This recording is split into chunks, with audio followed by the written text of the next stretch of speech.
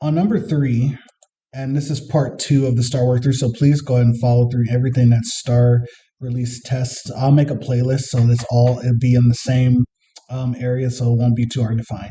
But on number 3, it says the perimeter of the triangle shown is 17x units. So perimeter, we know what that means. Well, we should know what that means. If you don't, we'll find out in a second. The next part is which equation can be used to find the value of x. Okay. So first thing we need to know is that perimeter is equal to side plus side plus side, right? And so we know that perimeter is equal to 17x. So both of these equations are true, but now we need to find out that this side, so side plus side plus side, is equal to that. And if we can put it together, that should tell me that side plus side plus side is equal to 15 plus 15 plus 7x. Okay, then we rewrite this to say 17x, because that's also equal to p, is equal to 15 plus 15 plus 7x. They don't want us to solve it. So far, if we're looking here, our equation isn't there yet, but we combine like terms.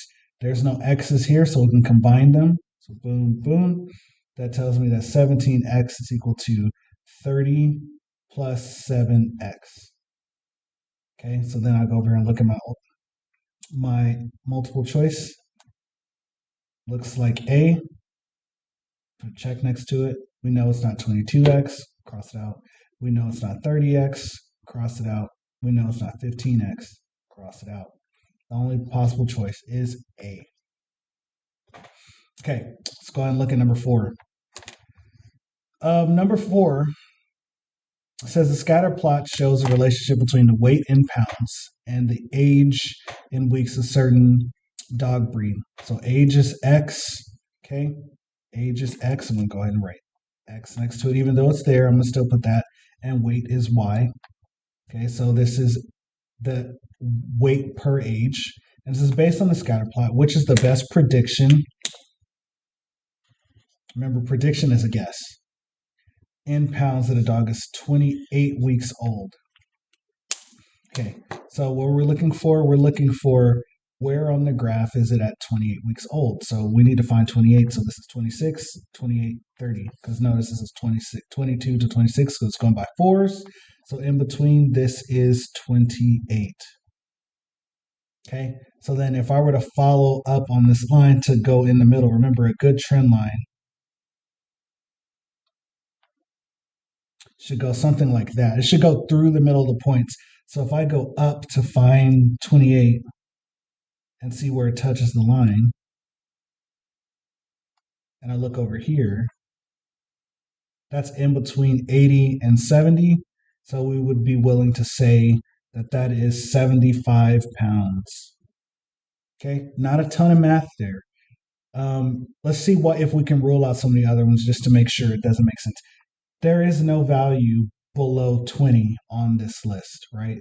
Like 10 is the lowest, but anything lower than that, the first value starts, I think, at 10. Or 15, sorry. It starts at 15 because 10 is down here. So 45 would be here. If I went over here to 45 at 28, well, that doesn't fit. Okay? 105 would be way up here. So see what I mean? These are my two, like I have nonsense answer choices that don't make sense. Okay? Because 12 would be down here. So 3 of them actually don't really even help you out at all. So if you can make sense of that, then you can really see which ones really fit. Okay? All right, on to the next one. So this number 5 looks like it's possibly a scatter plot question, but let's read it first because reading will help us out. So it says Gwen spent $12.50 to purchase 5 bracelets. Each bracelet costs the same amount. So let's go ahead and highlight that. Each bracelet costs the same amount.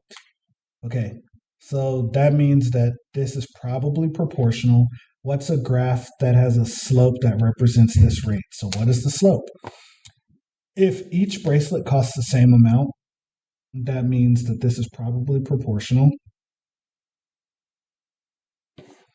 That means we probably are looking for y equals kx, which means k equals y over x. Or basically, in layman's terms, instead of remembering all these formulas, what I want to know is if 5 bracelets cost $12.50, how much is one? So one bracelet. I think I spelled that wrong. No, I didn't. And one bracelet is how much?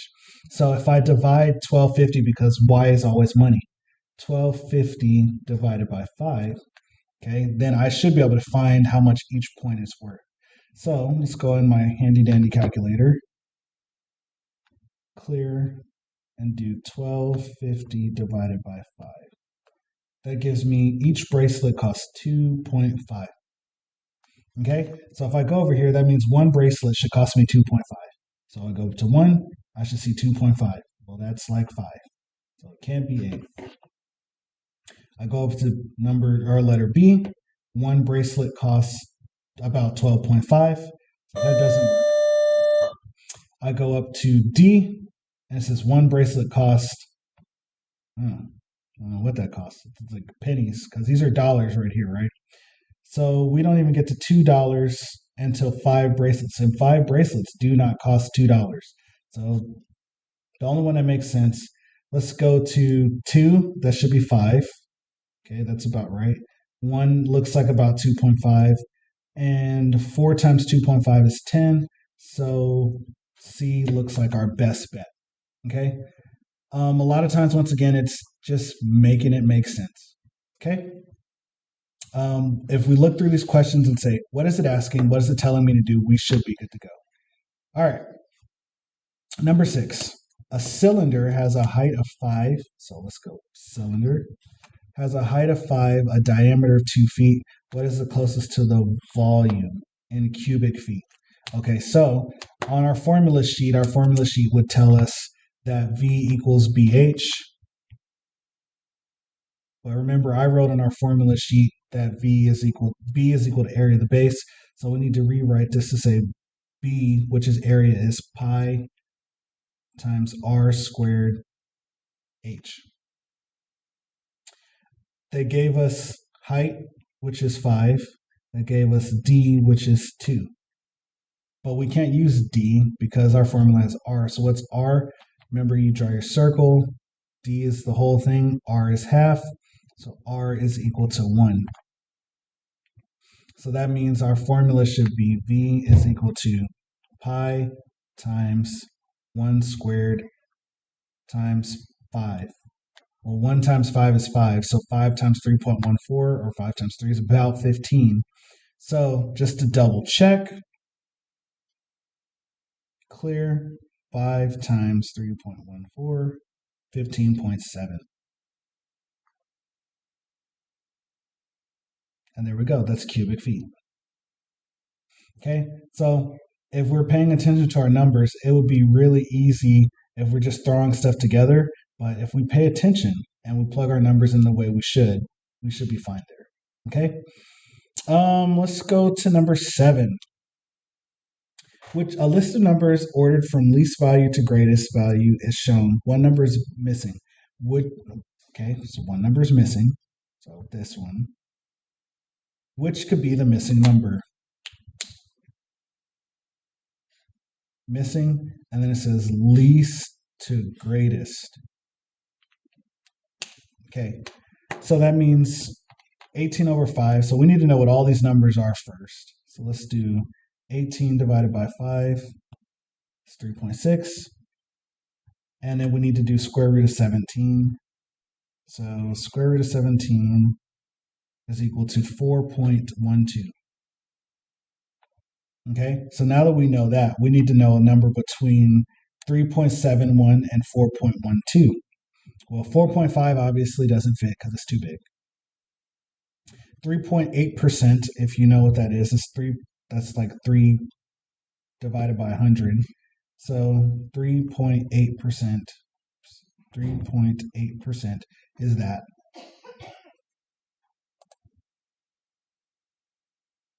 So that's 0.38. So 0.38. So we know it's not that. So we're stuck between C and D. So we need to know what they are first. So let's go 3.9. If you're not paying attention, 3.9 looks like it might fit there, but 3.9 times 3.9, 15.21. We've ruled it out, so we know it's not D, but let's go ahead and double check. 57 divided by 15, 3.8. 3.8 does fit between 3.7 and 4.1, so we are good. Okay? So far so good. This isn't too difficult. We're just taking our time, looking at keywords and seeing what they're asking of us. Okay, so we'll do a couple more, see if we can do a couple more, and then we'll go on to another part. So I'm going to do multiple parts just so they're in digestible chunks. So let's go ahead and go through these. Number 8. Rectangle is graphed on a coordinate grid. Which transformation will result in a rectangle that is not congruent to the original? So, of the transformations, which of the transformations affects the size? So if I rotate something, if I rotate something 180 degrees, does it change size? No. If I slide something 90 units to the right, so if I slide something, does it change size? Because congruent, first we need to know congruent means same size and shape. Okay? So we know that's not true. If I reflect something, if I look at my reflection, if I flip it over the x-axis, right, does it change size and shape? No. The only one left is dilation. And remember, dilation makes things get bigger or smaller. So dilation is our only possible option. Okay? Anytime you see scale factor, you know that that's going to be something that's not going to be congruent. Okay? Dilation produces similar figures. In fact, let's write that. Dilation produces similar figures. And this will be the last, question 9 will be the last one for this video. There are a total of 463,100 books in the library. What is the value exponent of this exponent, of the exponent, written when this number is written in scientific notation? So here's the thing. They want the value of the exponent. They don't even want the whole thing. So normally we would write this down and say, well, 463,100. In scientific notation, we put a decimal here and go 1, 2, 3, 4, 5. So this is 4.631 times 10 to the 5th power. Okay? However, they don't want the whole thing written in scientific notation. They want the value of the exponent. The value of the exponent is 5.